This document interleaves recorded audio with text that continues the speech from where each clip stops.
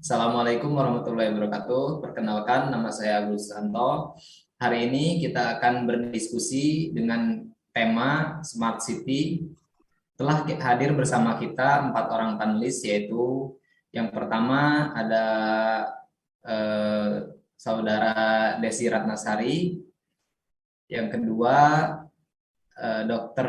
Triani Retno Pamungkas, yang ketiga Lulu Atul Puadiah Nasrudin, yang keempat Novita SP. Selamat malam, Saudara Desi Ratnasari. Selamat malam. Selamat malam, Dr. Triani. Selamat malam, Kang Agul. Selamat malam, Saudara Lulu. Selamat malam, Saudara Novita. Selamat malam. Langsung saja kita mulai diskusinya. Yang pertama, saya ingin ke Saudara Desi Ratnasari. Halo. Menurut Mangga. Anda, apa itu Smart City dan apa yang melatar belakangi serta tujuan terbentuknya Smart City? Silakan. Oke. Terima kasih, Mas Agul. Jadi, Ya, siap. Smart City adalah suatu konsep ya, pembangunan kota yang memanfaatkan teknologi agar Siap. kota tersebut tuh mampu menjalankan roda kehidupannya secara efisien dan efektif, serta mampu menyelesaikan masalah dan mewujudkan visi dan misi kota tersebut. Jadi konsep Smart City itu sebenarnya itu diciptakan oleh perusahaan IBM. Sebelumnya sebagai nama tempat dibahas para ahli dunia dengan nama Digital City atau kota cerdas ya. Jadi intinya Smart City itu menggunakan teknologi informasi untuk menjalankan seluruh roda kehidupannya agar bisa berjalan secara efisien dan efektif. Dan Oke. versi IBM, Kota Cerdas Smart City adalah suatu konsep kota cerdas atau pintar yang membantu masyarakat yang berada di dalamnya dengan mengelola sumber dayanya. Terus Smart City juga tujuannya itu untuk mempertinggi efisiensinya, memperbaiki pelayanan publik, dan meningkatkan kesejahteraan warga. Untuk mendukung terciptanya Smart City dibutuhkan banyak sekali persiapan. Nah, seperti integrasi teknologi dalam tata kelola yang dimungkinkan berkat keberadaan Internet of Things. Seperti itu, Pak Agul. Siap. Berarti yang melatar belakangi Smart City itu adalah perusahaan IBM ya, yang Betul, mana perusahaan perusahaan itu IBM. kalau tidak salah bergerak di bidang teknologi informasi yang awalnya itu bahkan bergerak dalam microprosesor. Betul Ya, seperti itu? betul. Betul, betul, betul Siap. sekali. Nah, terima kasih kepada Saudara Desi atas pemaparannya. Kemudian saya akan mencoba bertanya ke panelis selanjutnya, yaitu Bu Dokter Triani. Betul. Eh, Menurut Anda, apa sebenarnya konsep umum dari Smart City? Baik, sebenarnya tadi sudah sedikit disinggung ya sama Teh Desi Oke.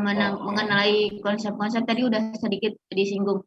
Jadi konsep dari Smart City itu sendiri ada beberapa, antara lain eh, dia sebuah kota yang berkinerja baik dengan berpandangan ke dalam ekonomi, penduduk, pemerintah, mobilitas, dan lingkungan hidup.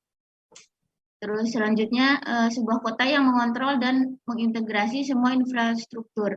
Jadi sebenarnya eh, semua ini konsepnya ini apa namanya memperdaya gunakan SDM yang ada yang berbasis digital untuk mempermudah aktivitas atau mobilitas sehari-hari penduduk yang di smart city tersebut. Oke. Terus kemudian ada Smart City juga dapat menghubungkan infrastruktur baik infrastruktur sosial, infrastruktur bisnis, dan untuk meningkatkan kecerdasan kota. Siap. Kemudian smart city juga dapat membuat kota lebih efisien dan layak huni. Terus yang terakhir, smart city juga dapat saling menghubungkan fasilitas-fasilitas tersebut jadi lebih efisien gitu. Gitu ya. Berarti intinya konsep smart city itu bisa disimpulkan bisa untuk efisiensi ya, efisiensi Iya, benar. baik dari sisi waktu gitu ya, dan lebih dititik beratkan kepada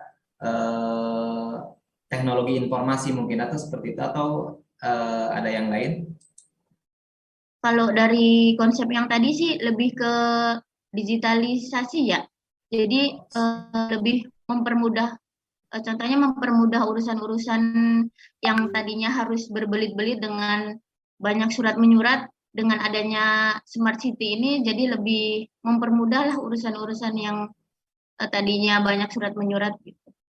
Betul. Siap. Yang tadinya harus bertatap muka, dengan adanya smart city jadi lebih memudahkan gitu. Siap.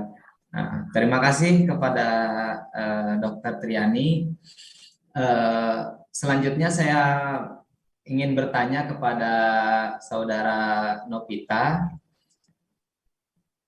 Kita sudah membicarakan tentang konsep kota cerdas atau smart city. Kita tahu di Indonesia sudah ada beberapa kota yang sudah melaksanakannya, seperti Jakarta, Bandung, Semarang, Surabaya, bahkan Bali dan Makassar sudah menerapkannya.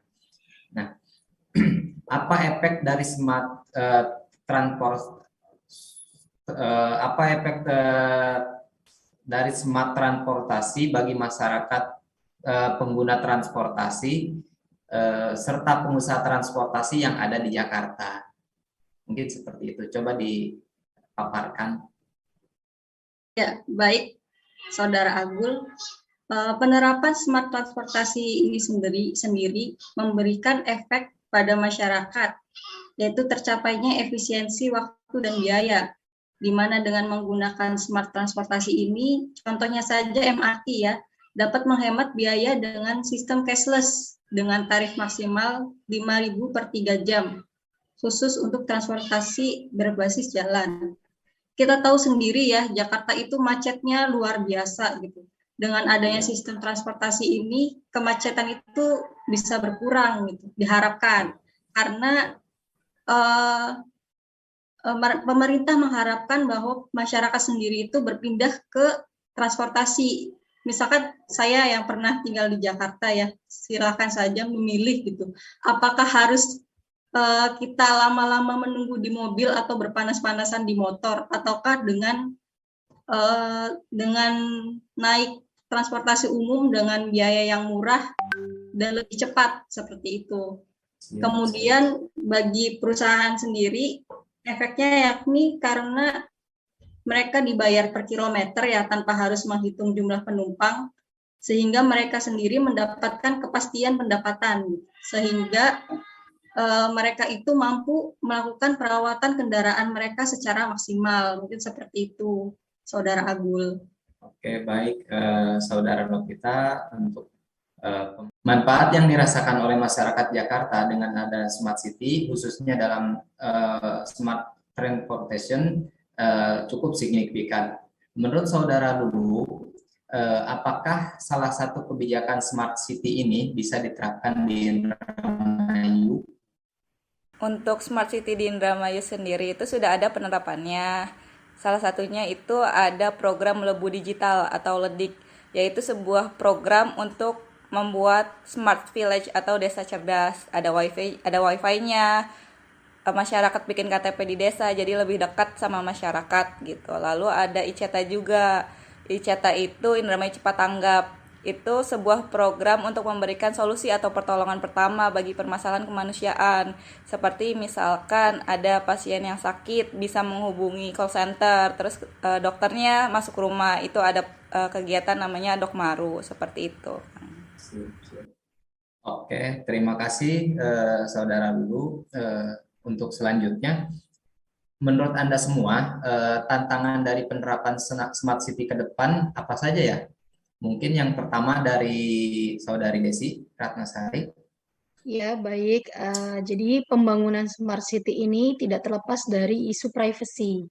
Nah, integrasi berbagai elemen di setiap sudut kota akan melibatkan data dari setiap unit terkecilnya. Nah, pengumpulan data ini kan bersifat pribadi ya dan sensitif sekali.